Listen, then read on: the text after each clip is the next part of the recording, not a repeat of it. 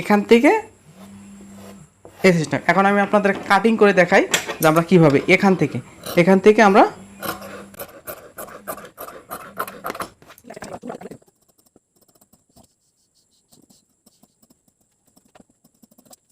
আসসালামু আলাইকুম, কেমন আছেন? আশা করি অনেক অনেক ভালো আছেন।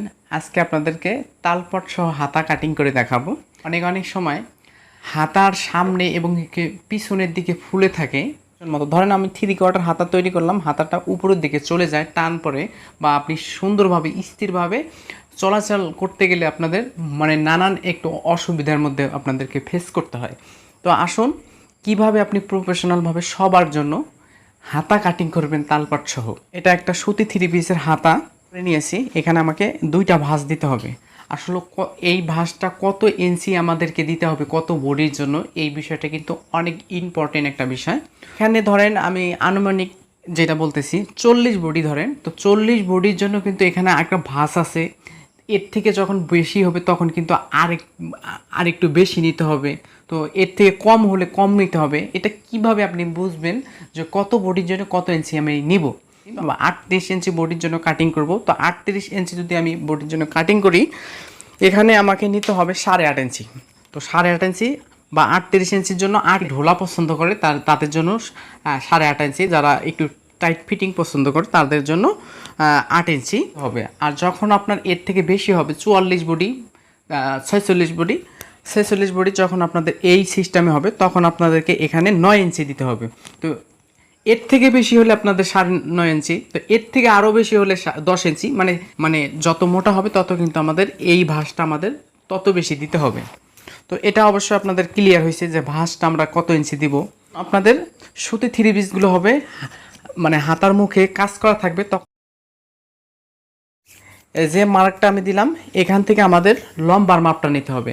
আর যদি আপনাদের প্রিন্টের হয়, এক কালার হয়, তখন আপনি কিন্তু এই দিক থেকেও লম্বার মাপটা নিতে পারেন। যেহেতু এখানে হাতার মুখে কাজ করা, তাই আমাদেরকে এখান থেকে লম্বার মাপটা নিতে হবে। লম্বা হবে আমার 17 ইঞ্চি।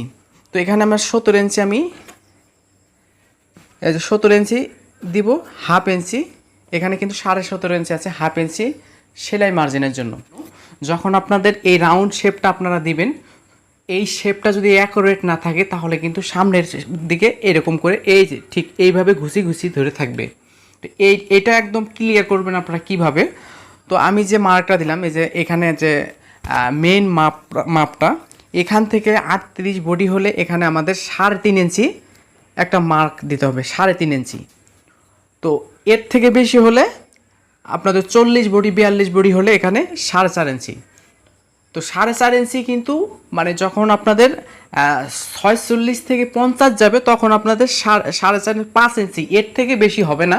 এটাই সব থেকে বড় বেশি।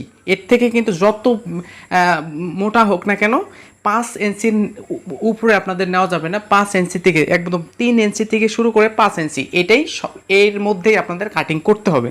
যেহেতু 38, এখানে আমাকে 3.5 ইঞ্চি নিচ্ছি। 3.5 ইঞ্চি নেওয়ার পরে আমাকে সোজাসুজিভাবে একটা মার্ক করতে হবে।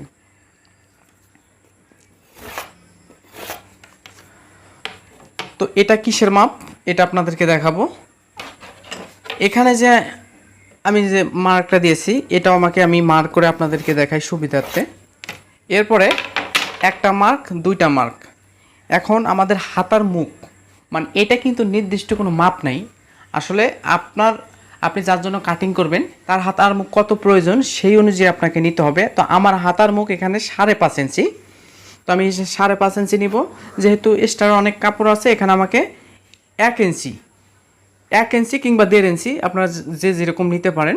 তো আমি 1.5 ইঞ্চি নিব।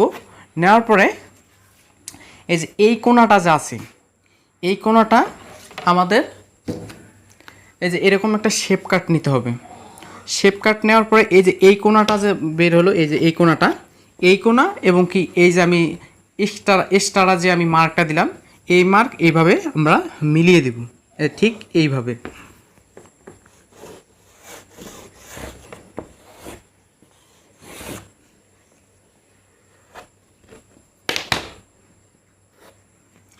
তো মিলিয়ে দেওয়ার পরে এখন কিন্তু আমাদের এখানে শেপটা দিতে হবে।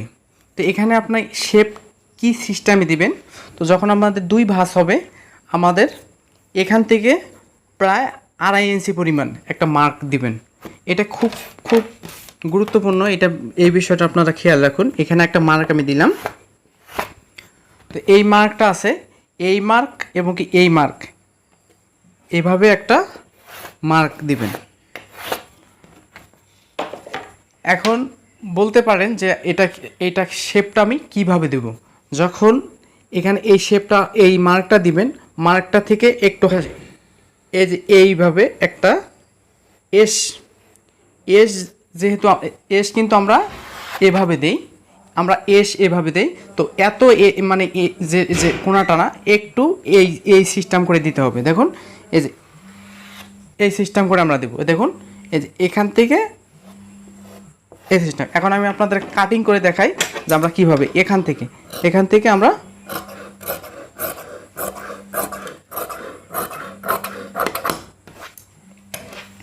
এভাবে আমরা কাটিং করব।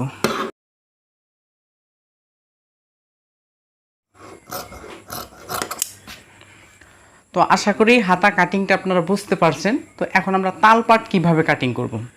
তো একটা যেহেতু হাতা আমি এভাবে কাটিং করলাম, তো জাস্ট আমার যে আরেকটা হাতা আছে, আমরা কিন্তু দুইটা একসাথে কাটিং করতে পারতাম। তো নতুনদের জন্য কিন্তু দুইটা একসাথে কাটিং করলে একটু সমস্যা হবে, তাই আমরা একটা একটা করেই আগে কাটিং করব। তো এভাবে ঠিক সুন্দর করে বসাবো।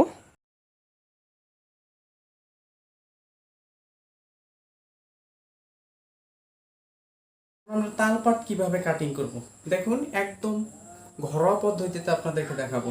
ঠিক এটা এইভাবে আমরা বসাবো, আর এটা এই পাশে আমরা বসাবো।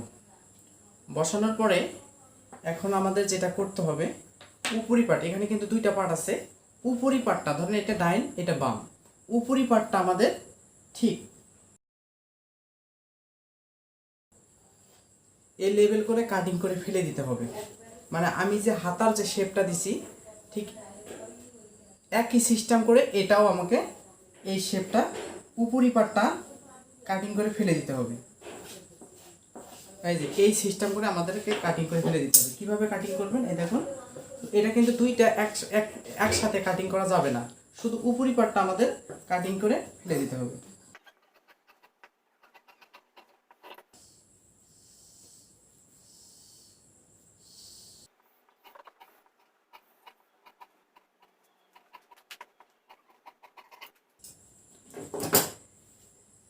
এই যে তালপট কিন্তু কাটিং হয়ে গেল। এই সিস্টেম করে আপনি যদি আপনার হাতা কাটিং করতে পারেন, তাহলে কিন্তু আপনার হাতা আপনার মতোই থাকবে, কোনো সমস্যা হবে না। তো এইভাবে আপনি কাটিং করে যখন সেলাই করবেন, যখন ইউজ করবেন, দেখবেন যে আপনার খুব সুন্দরভাবে আপনি ইউজ করতে পারবেন। তো ভালো থাকবেন, সুস্থ থাকবেন। আমার চ্যানেলটা অবশ্যই সাবস্ক্রাইব করবেন। কোনো কিছু শেখার থাকলে অবশ্যই চ্যানেলে একটা ফলো অবশ্যই দিবেন। খোদা হাফেজ।